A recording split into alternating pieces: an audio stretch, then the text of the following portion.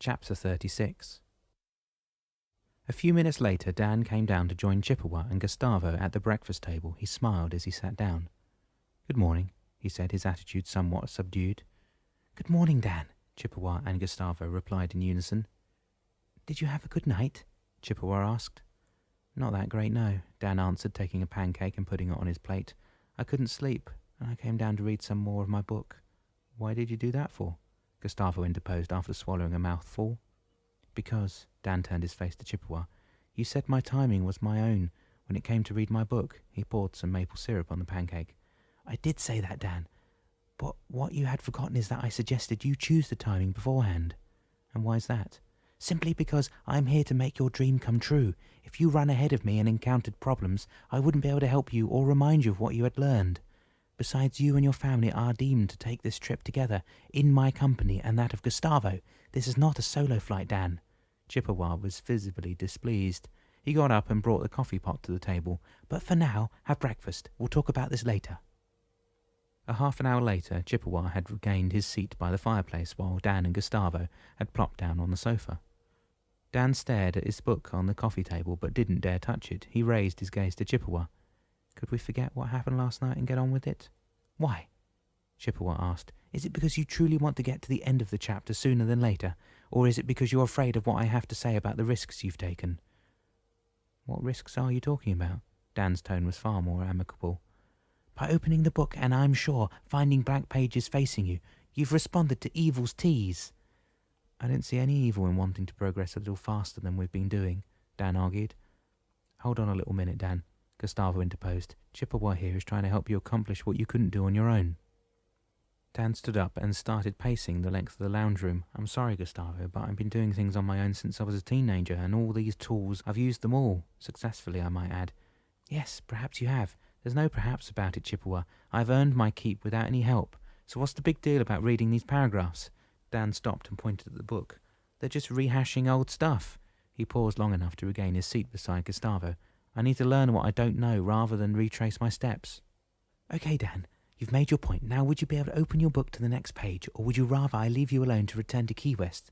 The choice is yours. The book has no value if you don't think of it as a valuable piece of advice from the Almighty."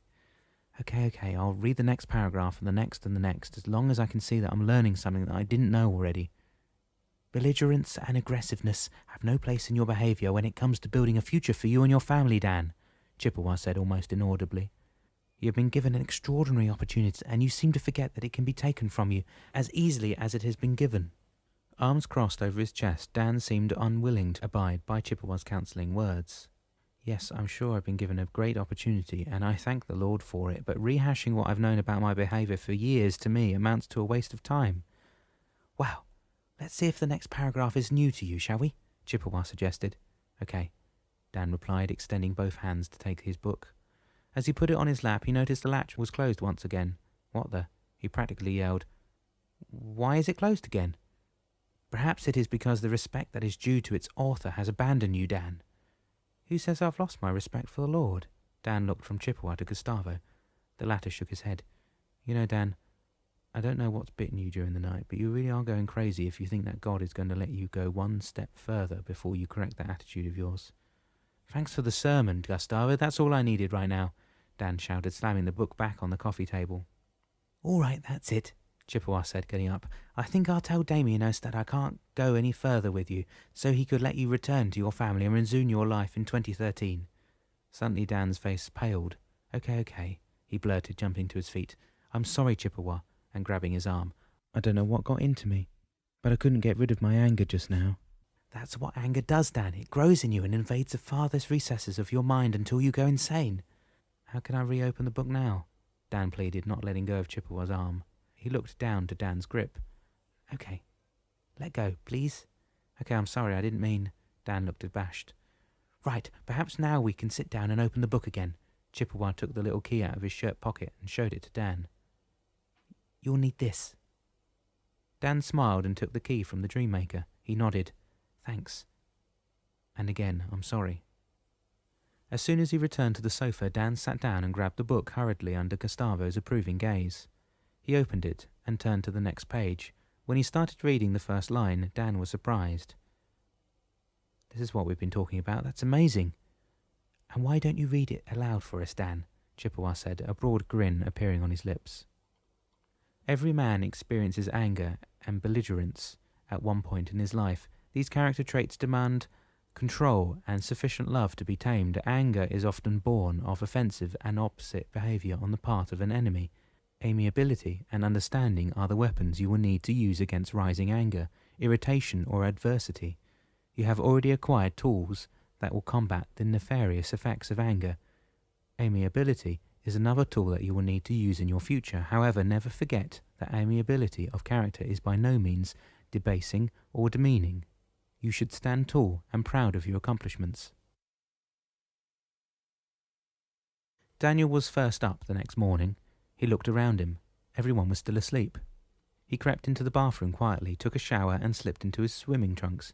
Since the cruiser was moored at the edge of the pier, he thought a swim would do him a world of good. He was truly tired of being cooped up in that boat day after day. Like his father, Daniel wanted this waiting for their journey into their future to end.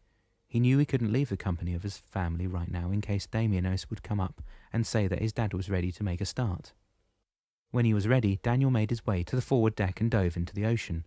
The water was warm enough not to shock his system and for a pleasant swim. As soon as he poked his head above the surface, he smiled. He felt great, almost liberating.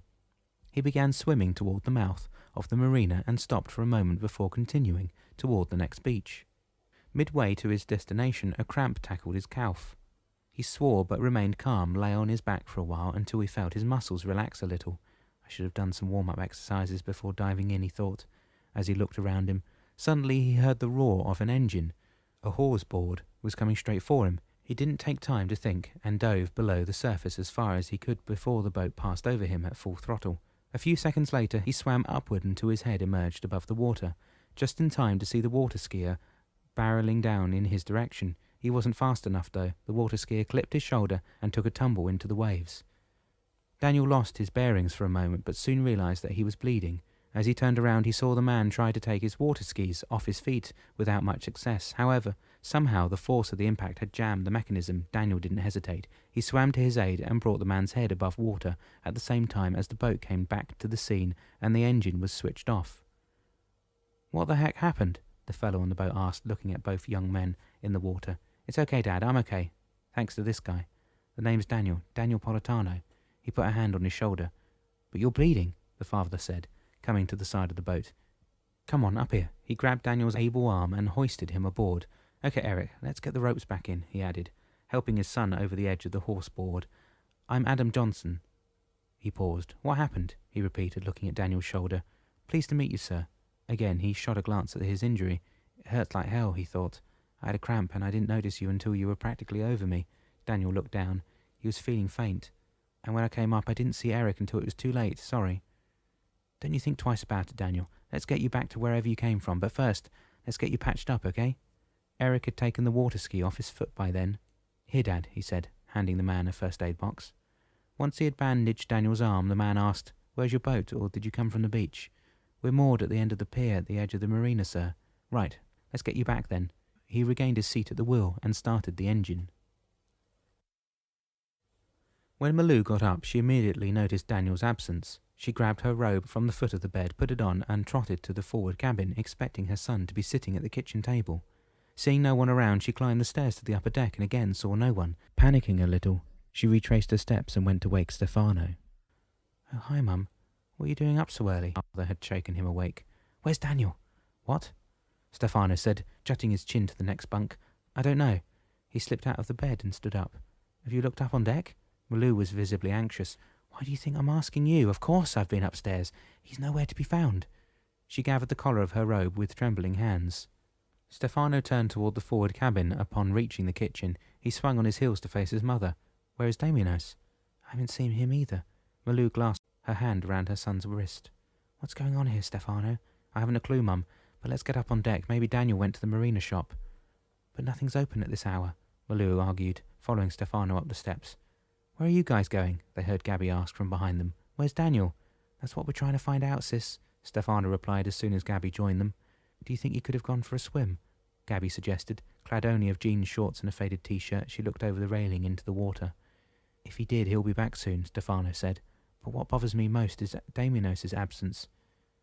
Yeah, you're right, that cat is usually waiting for us to get up. Gabby turned toward the stairs again. Anyway, I'm hungry.